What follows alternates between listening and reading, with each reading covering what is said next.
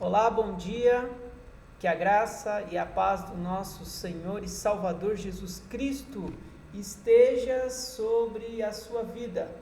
Nós estamos aqui nesta manhã para compartilhar uma porção da Palavra de Deus e visto tudo aquilo que nós temos vivido em nosso tempo. Creio que é um grande desafio para nós, creio que é uma oportunidade também para que nós cresçamos com toda esta oportunidade, para que nós cresçamos espiritualmente, para que nós cresçamos também no relacionamento íntimo e pessoal com o nosso Senhor Jesus Cristo. E nesta oportunidade eu quero compartilhar com você a palavra de Deus na carta que Paulo escreve aos Romanos, a partir do versículo 1 do capítulo 12. Romanos, então, 12, versículo 1, diz assim: Rogo-vos, pois, irmãos, pelas misericórdias de Deus, que apresenteis o vosso corpo por sacrifício vivo, santo e agradável a Deus, que é o vosso culto racional. E não vos conformeis com este século, mas transformai-vos pela renovação da vossa mente, para que experimenteis qual seja a boa, agradável e perfeita vontade de Deus.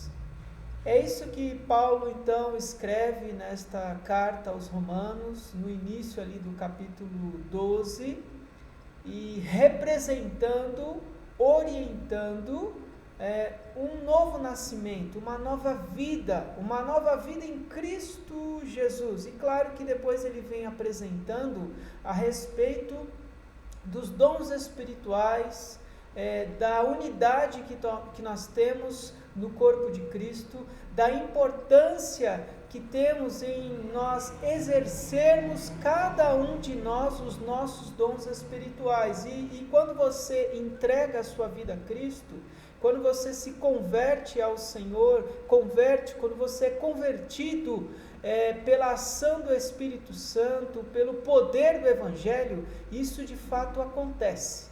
E nós estamos aqui nesta oportunidade, nesta manhã, para compartilhar a respeito desses dois versículos que Paulo, logo de início, nos orienta.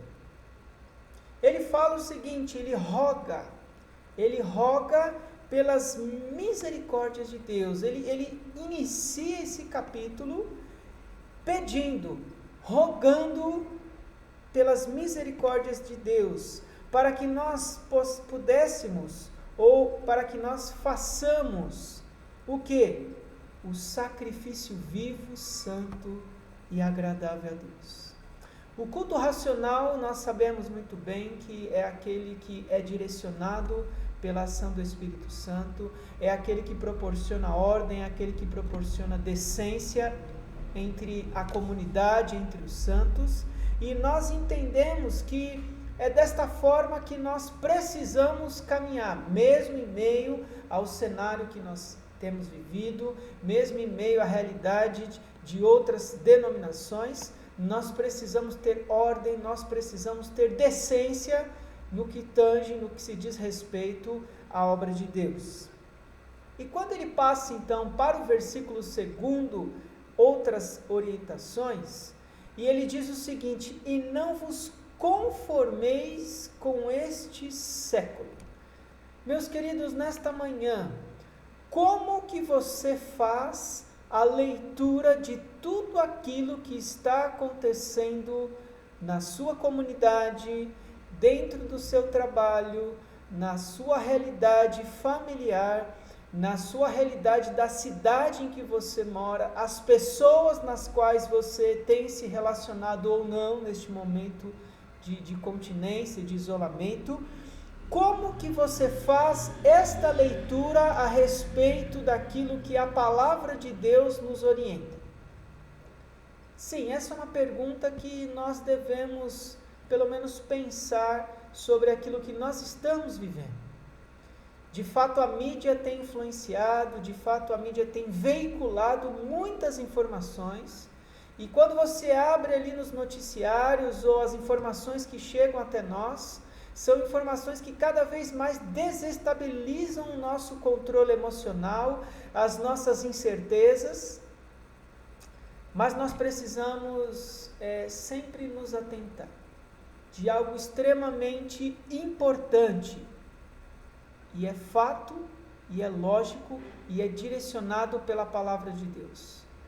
Deus, Ele está, Ele esteve, e Ele sempre estará sob as tuas mãos o controle de todas as coisas. Não há nada que Deus não saiba, não há nada que está acontecendo que Deus já não havia na sua consciência, na sua presciência, já tendo a noção de todo o cenário que está acontecendo no mundo. Deus já sabia. Não há nada, porque os atributos de Deus revelam que Ele sabe de todas estas coisas, e Ele sabe o propósito também e a permissão em todas elas. Mas eu e você, nós somos pequenos, somos limitados das coisas que estão acontecendo pelo Brasil e pelo mundo afora. Claro que os nossos governantes, claro que as nossas autoridades têm tomado as suas medidas cabíveis, mediante aquilo que lhe é devido. Nós temos também traçado os nossos planos baseado nas orientações governamentais, mas nós entendemos que a palavra de Deus, ela está acima de todas as coisas, e é a palavra de Deus que deve nos orientar acima de todas as nossas orientações. E é isso que nós precisamos entender. Porque o apóstolo Paulo, ele escreve neste início do 2º versículo, dizendo: e não vos conformeis com este século. Ou seja, nós não podemos aceitar todas as coisas que são transmitidas, todas as coisas que são veiculadas, todo o molde, não estou dizendo somente pela pandemia que nós estamos vivendo nesta oportunidade, eu estou querendo dizer de uma forma geral, de uma forma ampla, a maneira como a humanidade está caminhando. É nesse sentido que eu quero dizer nesta manhã, nesta oportunidade. Ele diz para nós não nos conformarmos com este século. E ele dá uma segunda orientação que eu entendo neste próprio versículo. Ele diz o seguinte: mas transformai-vos pela renovação da vossa mente. O que o apóstolo Paulo queria dizer com isso? O que de fato é ser renovado? O que de fato era ter uma vida ou uma mente renovada? Nós sabemos que muitas coisas acontecem na nossa vida, nós estamos num processo de maturização ou maturidade espiritual contínua. Isso a palavra de Deus nos orienta, ela nos ensina sobre isso. Nós estamos num processo, numa caminhada contínua de amadurecimento. E é isso que Paulo, então, ele nos avisa, ele nos informa: mas transformai-vos, renovai-vos. Ou seja, nós devemos passar pela metanoia, pela transformação das nossas mentes. Mas como que nós podemos, então, ser transformados mentalmente? Ou seja, tudo aquilo que nós devemos nos alimentar. É desta forma que nós devemos ser transformados. É a palavra de Deus, é as escrituras sagradas, é a atuação do Espírito Santo na vida daqueles que o temem, que devem ser transformados. Esse desejo deve partir de mim, este desejo deve partir de você. Nesta manhã, reflita sobre isso. Nós devemos ser transformados, nós devemos ser renovados a cada dia. Ontem era uma oportunidade de renovação, hoje, nesta manhã, nós temos a oportunidade de ser renovados e transformados. As nossas mentes devem ser transformadas pela palavra de Deus. É isto que Paulo está nos orientando. E quando nós passamos por esse processo de transformação, de renovação da palavra de Deus, Deus ele nos ajuda a avaliarmos, a olharmos tudo aquilo que está à nossa volta, mas olharmos com esperança, mas olharmos com convicção daquilo que Ele está fazendo em nós e daquilo que Deus quer fazer através de nós. E quando nós de fato passamos por isso, Paulo ele também nos orienta, ele nos mostra uma terceira maneira que a transformação pode fazer em nossas vidas. Ele fala que nós, quando passamos por isso, nós não devemos nos conformar com este século. Ele fala também, ele nos orienta que nós devemos passar por transformação. E depois que nós experimentamos tudo isso, ele diz o seguinte: para que experimenteis qual seja a boa, agradável e perfeita vontade de Deus. Meus queridos, você tem sentido a boa, agradável e perfeita vontade de Deus na sua vida hoje? É desta forma que Deus ele quer conduzir a minha vida e a sua vida. Independente do que nós passamos, independente do que virá pela frente, independente do que seja a vontade de Deus para as nossas vidas, quando nós não nos conformamos com este século, quando nós não aceitamos aquilo que está no mundo, quando nós de fato nos deparamos com a transformação da nossa mente, de fato nós vamos entender qual é a boa, agradável e perfeita vontade de Deus, independente do que aconteça comigo e com você, independente do que aconteça neste momento que nós estamos passando, independente do que esteja acontecendo, aquilo que Deus permitir na sua vida, pense nisso, será de uma forma boa, de uma forma agradável, de uma forma perfeita. Sabe por quê? Porque Deus, Ele é o dono da sua vida, Deus, Ele é o dono das nossas vidas. Se de fato você tem o Espírito de Deus no seu coração, o Espírito Santo.